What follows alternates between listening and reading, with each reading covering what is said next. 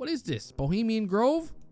It's Game 4 of the Stanley Cup Final, and it's time for the Florida Panthers to pull the leftovers back out of the fridge. Are they going to give him one more can of whoop ass and take a 3-1 series lead? Or will the Edmonton Oilers strut out of Florida with a tie series? Now, this game review is brought to you by Mirage Trading.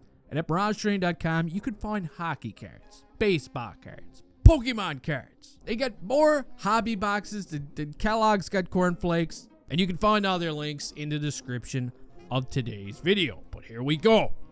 Game 4, Panthers and Oilers. The puck is dropped. And Florida, they're going to pick up right where they left off during last game. It's only early, and they're already piling up the shots on Stuart Skinner. Once again, the team in front of Stu looks like complete dog shit. They're losing puck battles. They're taking penalties. And eventually, when Darnell Nurse gets caught for a trip when the Oilers were already shorthanded to begin with, yeah, Tkachuk's going to put the Panthers up by 1, and his dad and the bride of Junkie are just loving it.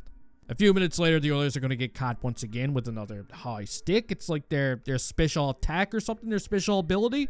And Tkachuk, he makes him pay once more. Come on, Danny Tanner. Jeez, do something. Get yourself a polka flute or something. Everybody's asleep, and everything that could possibly go wrong has been going wrong for the Edmonton Oilers so far during the first 20 minutes of this hockey game. The end result is going to be a 3-goal lead for the Florida Panthers. It was pure domination. Stuart Skinner is not going to be between the pipes during the second period. He's about to be replaced by Calvin Pickard. And just when I thought the Oilers, they were ready to roll over and die, no. The second period begins, and they look like a completely different hockey team.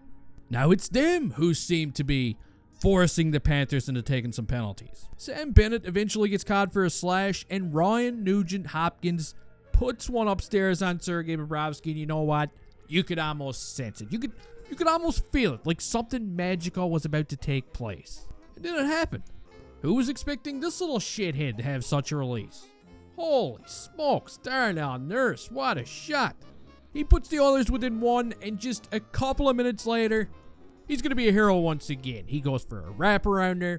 Podkolzin eventually pounces on a loose puck.